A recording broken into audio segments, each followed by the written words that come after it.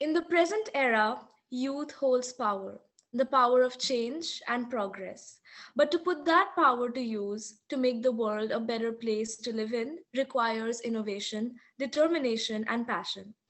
Hi everyone, I'm Ruchika Bhuya, a content writer from GlobalShala, and today we continue our In Conversation with series with Bidisha Saikia, a changemaker from Assam who is running the Bleed with Dignity campaign on change.org for bringing pads in schools. The campaign asks the Government of Assam to install biodegradable pad vending machines in every government school of Assam, starting from Guwahati. The campaign has gathered support from more than 91,000 signatories and continues to grow. It has been supported even by the Professor M.V. Rajiv Gora, Member of Parliament and Governor INC Manifesto Committee. Today, Bidisha is here to talk with us about young leadership. Hi, Bidisha. Hi Ruchika, thank you for having me here. We're glad to have you here. So I'll start with my first question, which is how did you, as a student, realize the importance of menstrual hygiene to start the Bleed with Dignity campaign? So basically, I never thought I would be working, in this area, in this sector. But I came across a news in 2017. It was from Udalguri district of Assam. I read that a 17-year-old girl had to lose her life because apparently some parasites went inside her vagina and ate her small intestine. And the doctor said that she was using it was because of she was using unhygienic cloth during her periods.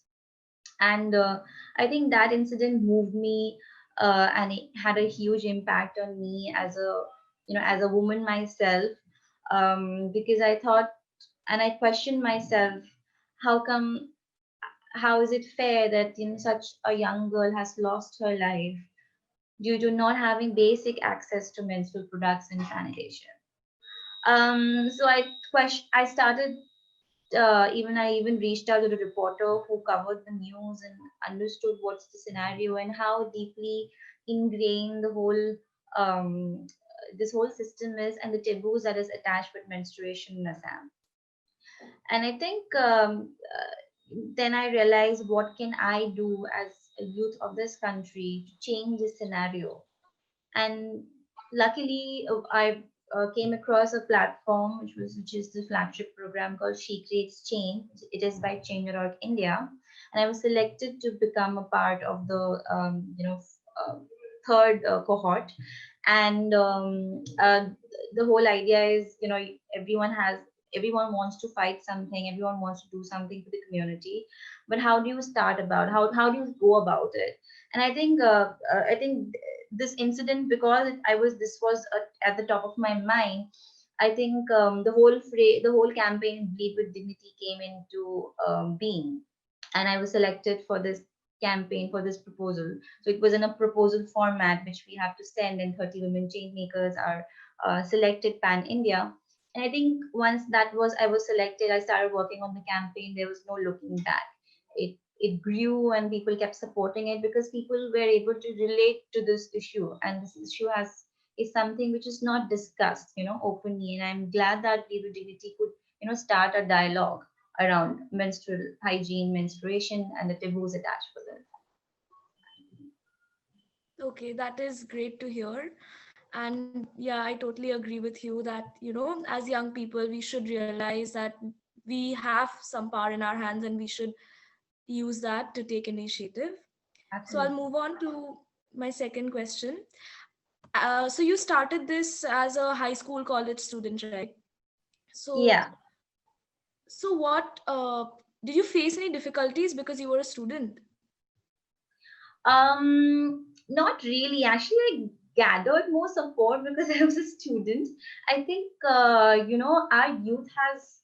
I think the whole world believes now, because we have so many examples also in front of our eyes. But I think it's more easier when when you're, because you have new ideas. You've seen, you are adept with the contemporary society, what's happening. around the world. And I think our youth nowadays have become more sensible, more sensitive towards issues, more open. I think we are moving ahead, we are moving slowly, but we are moving towards a progressive society, and it is because of the youth that we have. And I think it becomes more easier because then you are around, you are, in college specifically, you're around like-minded people, you're surrounded by like-minded people, and you know that this person will understand in what you're trying to do, whatever you want to do. And I think that helps because that forms a trust, that forms a connection, and also helps you in gathering the support that you need. Because and I've seen it myself. The youth, if they come together, they have so much of power in them that they can actually, change the whole scenario, change the whole government. To be honest, so I think I actually had, this was an advantage that I was in college. Had I been working, or I don't think I would have. I don't know, but I'm just saying that maybe because I was in college, I got the opportunity to even present, my whole idea, my whole campaign to my juniors, to my seniors, to my professors in college. And that was something which helped also leverage the whole campaign. Okay, that's amazing to hear. So, from what I can gather is that you gained a lot of support from your peers and like-minded people. But were there any people, like any adults, who were not ready to take you seriously? I actually ignored them, whoever didn't take me seriously, because that's the only thing that you can do, unless and until you will try. At when I started this campaign, even I felt myself that how accepting would people be, specifically from people from Assam, because I'm talking something which is about taboos of menstruation, and we still practice few of them in the state. And but if you know how, if because there's logic, right? There's no point following the old traditions and customs which are related to menstruation, which basically discriminates the whole uh, you know the girl from the rest of the world. And it's kind of, the as you know, there are so many, I was, when I reached puberty, as in, when I hit menarche, I was also kept aloof from my people, from my family. I was sleeping on the floor. I was not allowed to meet boys. I was not allowed to go to school. I missed half a month of school. So I think, you know th- I might be digressing, but uh, it was not, I thought it would be difficult to even talk about it with my parents, but surprisingly my parents were also very supportive. And even, I wrote an article also. So the article was published in Assam Tribune, and people read it, and even elder people read it, and they actually praised me for the kind of approach that I've put into, how we can talk about menstrual hygiene, how we can be more open about it. And I think that was one of the few things that helped me not make it a very controversial issue, kind of. Yeah, okay. Thank you. So you basically mean that we should just stay away from the negativity, and if we think that our initiative has power, we should go ahead with it. Not stay away, but definitely you will find people who would be demotivating, who So would just ignore. ask you. Yeah, so you just should not be affected by it. That's what I'm saying. You should not be affected by what other people say. You should always focus on Mhm. which people are supporting you, which people are there for you, etc. Mhm. Yeah, absolutely. Yeah. So, just like you, there are so many other young people who want to spread awareness about any other subjects that they're passionate about. What advice would you like to give them? Like, how can they go ahead with it if they're Yeah. I think, when I was also in college, I did not have that confidence in me that I can do something. I can impact someone, I can make an impact in the society, because we feel that we are too young for it, too novice for it, because we don't have so much of experience, you know. But I think that's the beauty of, being. That's the beauty of starting something new, because unless and until you won't do something, or you don't start from a point, you won't have that exposure, that kind of experience. I think we just need, the only advice I think for today's youth would be just be confident and believe in yourself. Believe in the cause that you want to fight for, because if you are wrong also, you'll learn. If you are right, you'll definitely fly. But if you're wrong, you'll learn, and you'll incorporate more ideas. You'll meet like-minded people, and um, you know, um, leadership, youth leadership is a huge terminology, and you definitely won't achieve it in one day or 1 month. But once you start working on what you believe in, once you start fighting for the cause that you believe in, people will resonate. If you are on the correct path, people will resonate, and people will automatically follow you. And that is, one sign of leadership. How you're able to motivate other people, empower other people, is you have to also question yourself, is your work or the campaign or whatever you want to start off with, is it impacting the society? Will it change the scenario? Will it have some impact? So uh, I think this is the only thing that I think the maybe I would suggest, not suggest, but I would have to say to the upcoming generation. Okay, thank you so much. And so we both are from Assam, so we are very well aware of how much the taboo attached to menstruation is here, intensified. So, what do you think is the way of erasing such prejudices from people if young people like us wish to use our leadership to bring change?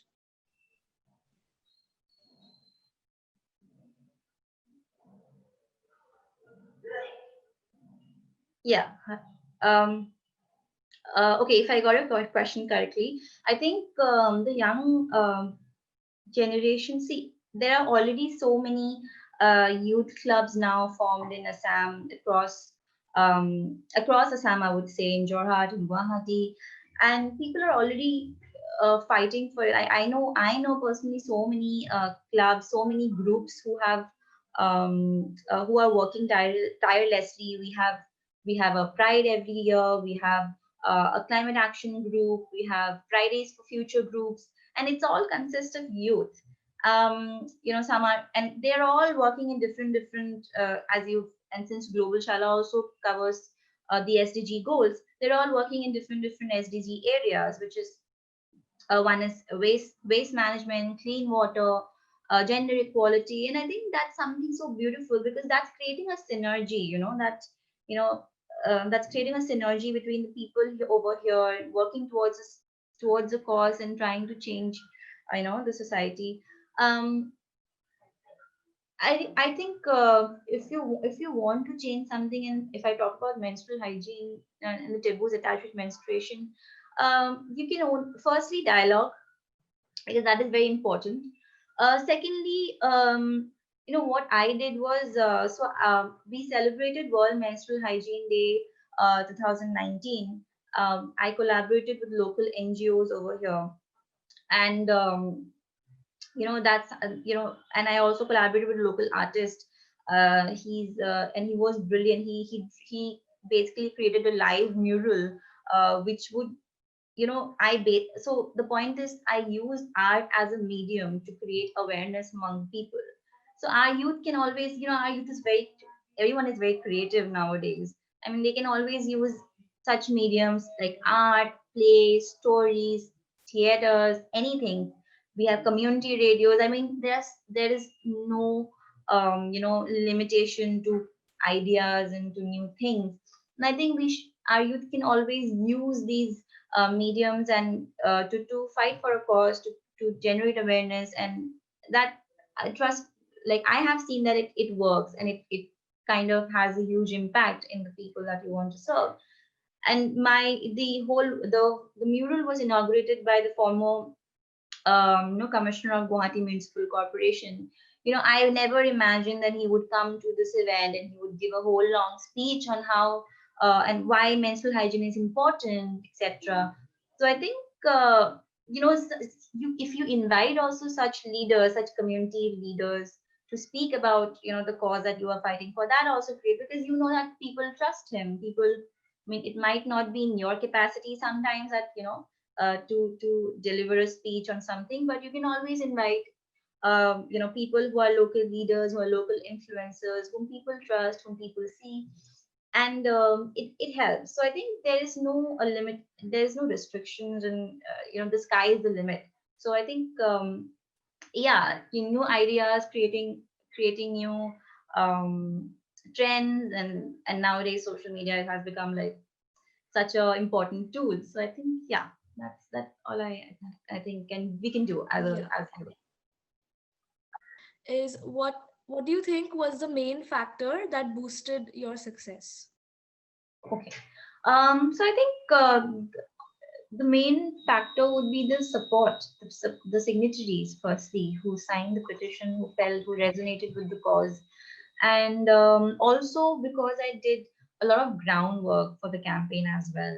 I and conducted hygiene management, mental health management classes.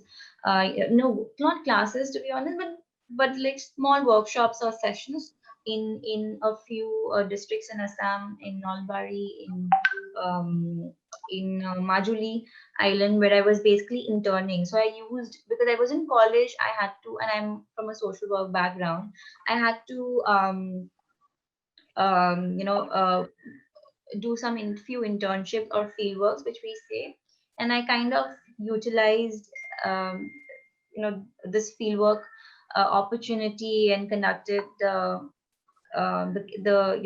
these workshops in schools, in communities. So I think this whole combination led to wherever the campaign is right now. All right. That's amazing to hear. So, as a young leader yourself, while you were leading the campaign, did you draw any inspiration from the global leaders in the world? Any role model? I think I don't have. I keep reading stuff, but I don't. I'm definitely inspired by Barack Obama. I'm definitely, and the way he led the whole kind of, with his work. I think I love his attitude towards work. It's very fun, playful, and I think a few of the Hollywood celebrities as well. Like I kind of like how Emma Watson, presents herself, how she fights for, a gender equality, and I think that's something beautiful to see. But I keep reading stuff. I keep reading about people's stories from ground online, and I think India itself, we are now, I think, 200 300 group of women change makers, and I think everyone has a phenomenal journey of their own. I think I draw the most of my inspiration from that community. We're always connected, we always know what each other is doing, and we always we kind of, if we want to if you want to support, there's always support. If you want help, there's always help. And whenever if you want help in your Twitter, if you want more tweets, more retweets, we're always there. So I think every day there are 200 to 300 retweets happening and sharing of their campaigns. So I think we have also been able to form a group of a community of women change makers who are always there, and who are changing the world, who are changing the society, and also creating a legacy of their own journeys. I think, yeah. Okay. Wow, that's just wow. So, nowadays a lot of youngsters have exceptional goals, but due to minor setbacks in the way, they feel like giving up. So, what advice would you like to give them? um just never give up. Give up, I think. As I've already mentioned, before, that there will be so many people, there'll be many things which might be demotivating to you, but at the end of the day, you have to trust yourself, you have to have the belief in you, and know that you are special, you are important, and just keep moving ahead. I think, you don't, sometimes we don't even need inspiration from outside. You can always, I drew inspiration from, there was an activity where during my fellowship, and where we were asked what motivates you, and I just wrote a poem already, because I like writing poems and drawing stuff. But I wrote that, the little girl in me always motivates me, and that little girl is someone who has always looked up to people, who has always wanted to be, you know um, daddy's little princess, that the little girl who wanted to change society, who wanted to do something of her own, of something new which no one has ever done. So I think that, and I've always written, and that little girl in me has motivated me, and that little girl is no one but it's me during my childhood. How I wished the world to be, how I thought the world to be. And I'm from a very small town, and changing cities, moving to metro cities always gave me that kind of exposure and experience, and I met so many diverse, people from diverse backgrounds, and I think these helped me, kind of impacting my thought process, how I look at the world, how I actually, when I moved out of Assam, I've tried to look from an outsider's perspective how my own state looks, and that also gives you a lot of insights, a lot of learning, and that's how also you think that, sometimes if you are into something, if you are inside the state, you might not, the problems might not be visible to you around, and once you go out, you see your own place from an outsider's lenses, and then you realize, okay, that this is a problem and we need to solve this. So I think that also sometimes helps, which worked for me. So yeah, I think yeah, At the end of the day, failure is the greatest teacher, right? definitely failure, even efforts, like MS Dhoni had a very nice saying.